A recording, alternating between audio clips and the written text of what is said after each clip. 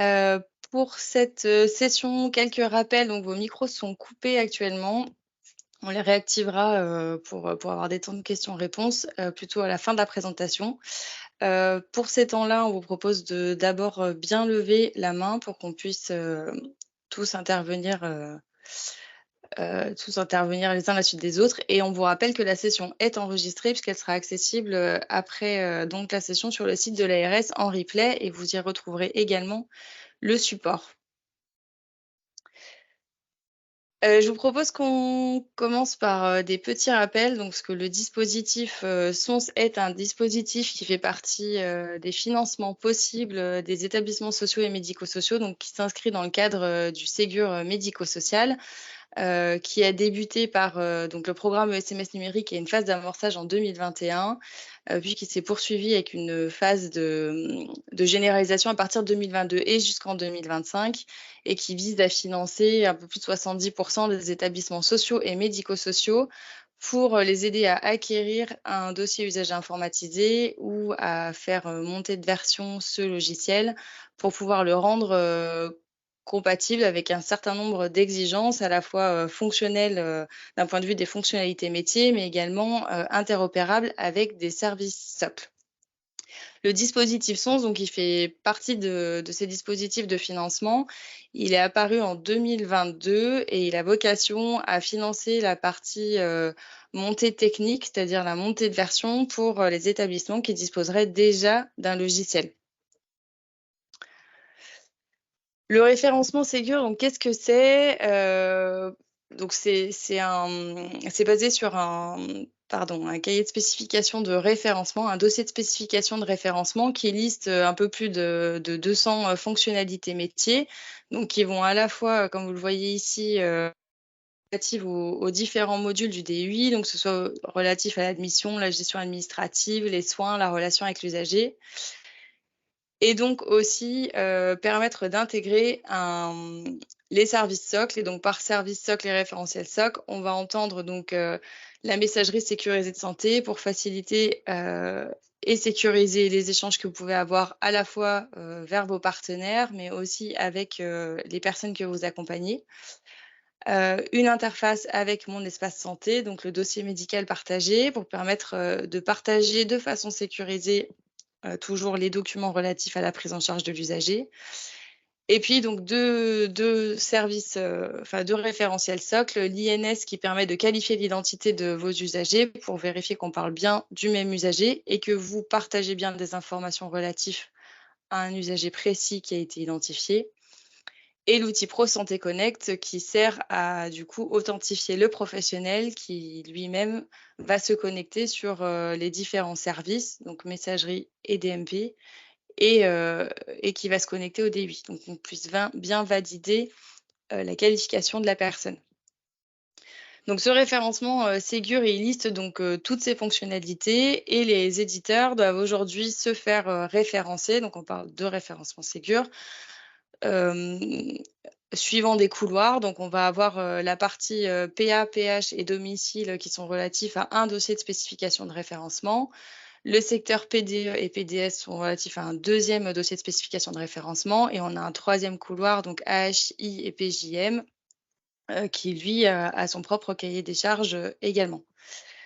Donc les éditeurs, devaient prouver qu'ils étaient en capacité d'assurer l'ensemble de ces fonctionnalités et être interopérables avec l'ensemble de ces services pour être référencés. Qu'à partir du moment où vous contractualisez pour une version dite Ségur, ça veut dire qu'elle est conforme à l'ensemble de ces spécifications. Pour bénéficier du dispositif, SONS, il va falloir donc on parle de structures qui sont déjà équipées d'un logiciel, de gestion métier, enfin de prise en charge métier des usagers. Et à ce moment-là, donc si vous êtes déjà équipé de ce logiciel, vous allez pouvoir, s'il est bien en cours de référencement Ségur ou déjà référencé, signer un bon de commande SONS avec votre éditeur. Donc la première étape, c'est de vérifier est-ce que votre logiciel est bien référencé. Vous aurez donc sur le lien et je crois que c'est sur la diapo suivante, je regardais si elle était sur celle-là, le lien qui vous permet d'aller vérifier est-ce que les solutions sont en cours de référencement ou est-ce qu'elles sont déjà référencées.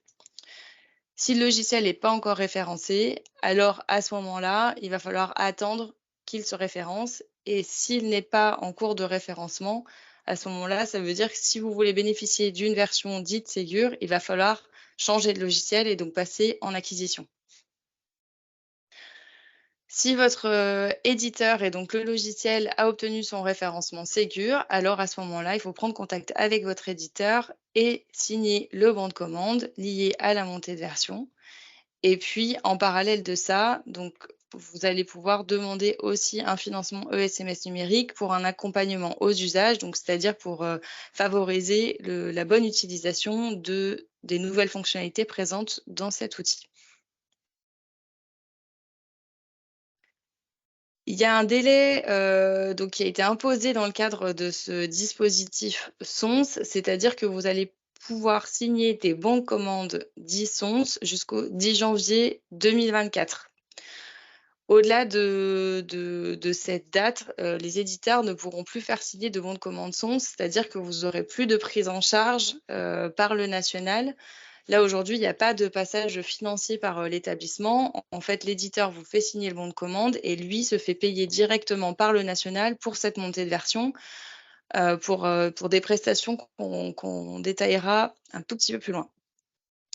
Donc ces versions, il faut qu'elles soient commandées impérativement avant le 10 janvier et derrière votre éditeur aura jusqu'au 3 avril 2024 pour, les secteurs PA, PH et domicile, pour vous livrer, les fonctionnalités pour vous livrer cette nouvelle, version Ségur et lui-même donc, vous faire signer un PV de validation des acquis, c'est-à-dire que votre version livrée correspond bien à ce qui avait été prévu, donc elle intègre bien les fonctionnalités et que les services SOC sont bien présents dans cette version. Pour les secteurs PDE et PDS, ça ne sera pas avril, c'est juillet. Je vais juste vérifier tout de suite la date, mais il me semble que c'est ça, c'est jusqu'au 10 juillet que l'éditeur pourra, réaliser la mise à jour de la version. Donc c'est bien spécifié sur cette, diapo, il ne faut pas attendre le dernier moment, il faut bien prendre contact avec votre éditeur rapidement si vous avez une version Ségur pour pouvoir signer ce bon de commande.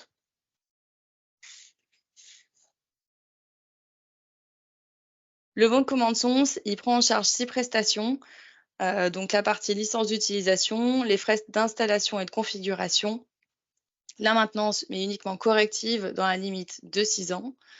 Donc on insiste sur, uniquement corrective et c'est relatif au périmètre couvert par le référencement. Ça veut dire que vous aurez toujours des frais parallèles de maintenance évolutive et de maintenance corrective qui s'appliqueront, au reste du logiciel.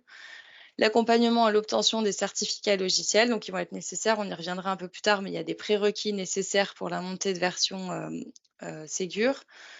Le suivi du projet, la livraison de la documentation et la formation des professionnels. En sachant que cette formation-là, elle est inscrite dans le dispositif comme étant relatif à 1 journée maximum par établissement et la plupart du temps aujourd'hui sur ce qu'on voit, c'est des formations qui ont lieu plutôt en e-learning et qui sont proposées par les éditeurs pour les professionnels, des structures. Ce financement, donc cette prestation, elle ne couvre pas, les boîtes aux lettres de messagerie sécurisée de santé que vous pourriez, acquérir pour pouvoir utiliser, le module de messagerie. Les coûts associés au changement complet de solution logicielle ou si votre version actuelle était trop éloignée de la version Ségur. Les coûts d'infrastructure additionnels et les lecteurs de cartes qui seront nécessaires à, l'authentification, c'est-à-dire, l'identification par exemple pour, l'appel au téléservice INS. Pour bénéficier du programme SONS, donc on en a déjà parlé, mais il va falloir que l'éditeur, vous rédige un devis, que vous signiez le bon de commande. Ensuite, l'éditeur lui demande son financement auprès du national, qui va lui verser une avance. Ensuite, l'éditeur vous réalisez les prérequis pour l'installation, donc on va y revenir, juste après, mais pour tous les prérequis administratifs, qui vont être nécessaires à la bonne utilisation, de cette nouvelle version de l'outil. L'éditeur active la montée de version, puis vous fait signer une vérification d'aptitude Et derrière, l'éditeur, après cette validation-là, peut aller demander le paiement du solde restant pour cette prestation. Donc, on a parlé des prérequis nécessaires à la bonne exécution du SONS. C'est des prérequis qu'on redétaille, vous avez le lien juste en dessous, mais qu'on redétaille dans des webinaires qu'on assure de façon hebdomadaire au G16 Sahara. Donc, vous pouvez vous inscrire, vous avez le lien ici, vous avez des dates qui vous sont proposées, donc toutes les semaines. Les dates aujourd'hui vont jusqu'aux vacances de la Toussaint, mais elles seront reprolongées jusqu'aux vacances de Noël et si nécessaire plus tard. Donc, n'hésitez pas à vous inscrire. On revient sur l'ensemble de ces sujets-là qui vont dans les grandes étapes, donc passer par la vérification d'abord de la base finesse pour vérifier les bonnes coordonnées de l'établissement qui va assurer, enfin qui va devoir mettre en œuvre ces démarches administratives. Ensuite, la signature du contrat d'adhésion avec l'Agence du numérique en santé et la déclaration du responsable légal. La désignation d'un mandataire et d'un administrateur technique, qui sont les 2 personnes identifiées au sein d'une structure qui vont pouvoir commander des moyens d'identification électronique. Donc, les moyens d'identification électronique, c'est des espèces de clés, donc que ce soit des cartes ou des certificats, mais qui vont permettre soit d'authentifier une structure pour le certificat, soit d'authentifier une personne pour la partie carte et donc de valider que cette structure et ou cette personne sont bien habilitées à faire appel à certains téléservices. La partie enregistrement des professionnels au RPPS+, donc l'objectif c'est d'aller enregistrer les professionnels du social et du médico-social dans la même mesure que la première partie, c'est-à-dire pour leur permettre derrière d'accéder à des services comme le dossier médical partagé ou d'accéder à une adresse de messagerie sécurisée, donc pour leur permettre d'échanger et de partager de façon sécurisée. Et donc, il va falloir aussi choisir votre opérateur de messagerie sécurisée. Et donc, je vous reprécise qu'aujourd'hui, sur la région Auvergne-Rhône-Alpes, l'Agence régionale de santé finance pour les établissements la messagerie Monsisra, qui a donc sans reste à charge pour les structures. Donc tous ces éléments, parce que je passe assez vite et qui sont peut-être un peu techniques et voilà, très éloignés aujourd'hui de ce que vous connaissez, c'est vraiment des éléments sur lesquels on revient de façon très précise dans les webinaires hebdomadaires. Donc n'hésitez pas à nouveau à vous connecter. C'est des choses que vous pouvez démarrer dès maintenant. À partir du moment où vous êtes dans un projet, soit de montée de version, soit même à terme d'acquisition d'un outil, vous pouvez tout à fait commencer à signer vos contrats d'adhésion, déclarer votre responsable légal et petit à petit faire l'ensemble des démarches en sachant que pour toutes celles qui sont mentionnées au niveau de l'Agence du numérique en santé, c'est des démarches qui sont aujourd'hui dématérialisées, donc vous pouvez tout faire en ligne de façon assez rapide. Et puis pour finir, avant de vous laisser la place aux questions, parce qu'on voulait un temps d'échange assez important, on vous a rappelé donc le site, le lien vers le site de l'ANS où vous allez retrouver l'ensemble des informations voilà, qui rappelle ce qu'on a repris aussi aujourd'hui. Il y a un lien vers un webinaire qui avait été organisé par l'ANS et donc avec le replay et le support.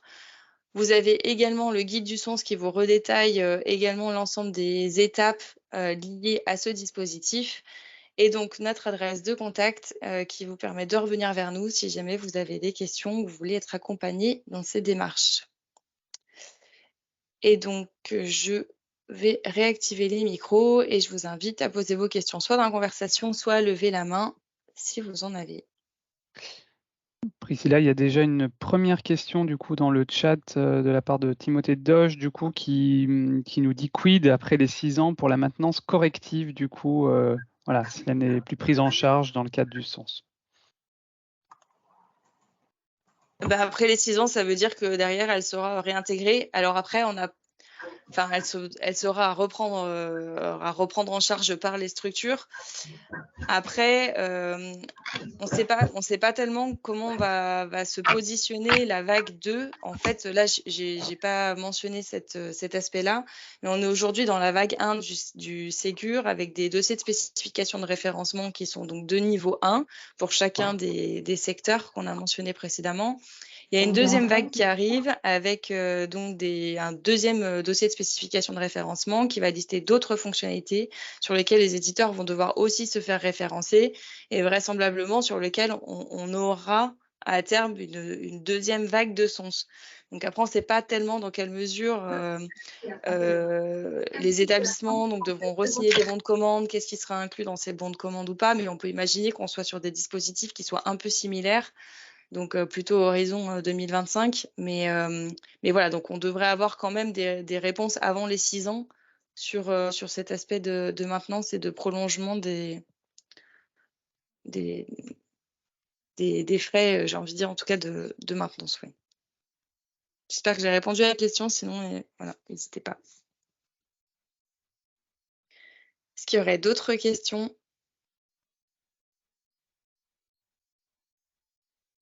Moi, j'en ai encore une, c'est encore Timothée, désolé. Et merci en tout cas pour la présentation. C'était très clair, on a déjà eu l'occasion d'échanger, mais j'avais juste un doute. Nous, on est plutôt on est une grappe, très clairement, et je me posais juste la question pour la déclaration ANS. Est-ce qu'on fait qu'une décla ou c'est bien une décla par finesse? Alors, vous êtes une grappe, mais donc il n'y a pas du tout de finesse juridique commun sur les établissements. Alors, à minima, de toute façon, il faut faire un contrat d'adhésion par finesse juridique. Après, donc, ça peut rester au niveau juridique ou, selon le choix de l'organisme gestionnaire, être réalisé au niveau du finesse géographique. Ok, mais donc à minima, au niveau du finesse juridique.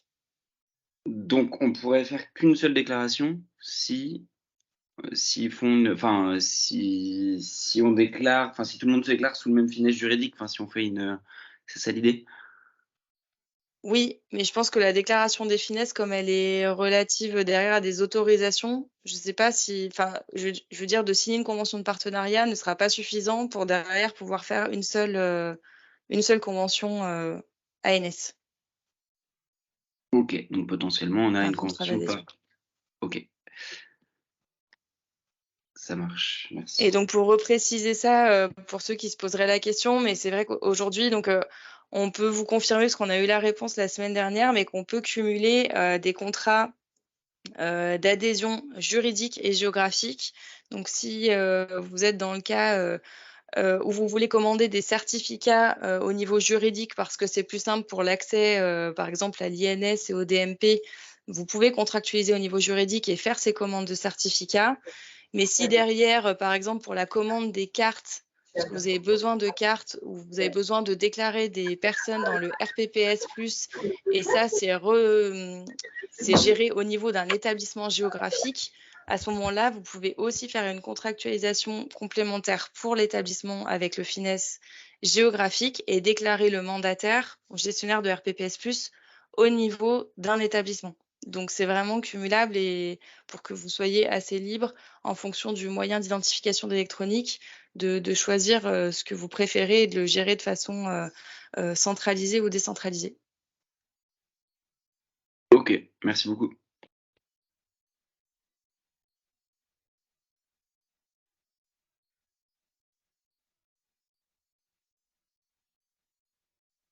Alors, je vois qu'il y a une autre question, mais je crois que Pierre-Guillaume, tu as déjà répondu.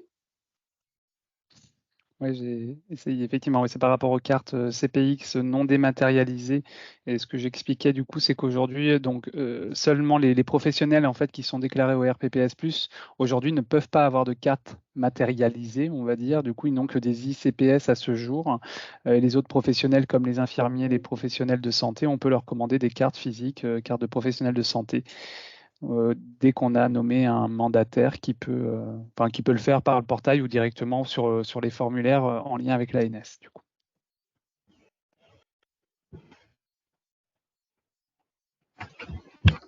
S'il y aurait d'autres questions.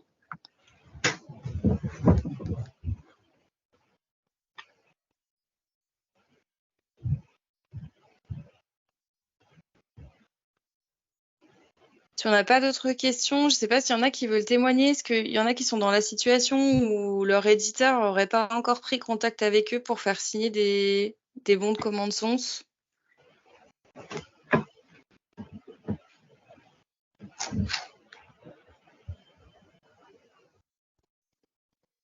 Pour ma part, on est en contact pour signer les bons de commande. Ils sont juste pas signés, mais on a les bons de commande.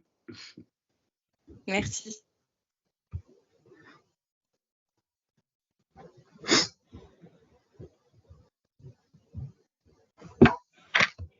Et bah, s'il n'y a pas de réaction et pas d'autres questions, on va clôturer la session. On reste du coup disponible. Vous avez notre adresse de contact et puis comme énoncé au début du webinaire, le replay et le support seront disponibles dans quelques jours sur le site de l'ARS et comme vous vous êtes inscrit, vous recevrez également un mail avec le lien direct vers la page de l'ARS pour pouvoir en disposer. Merci à tous et bon appétit.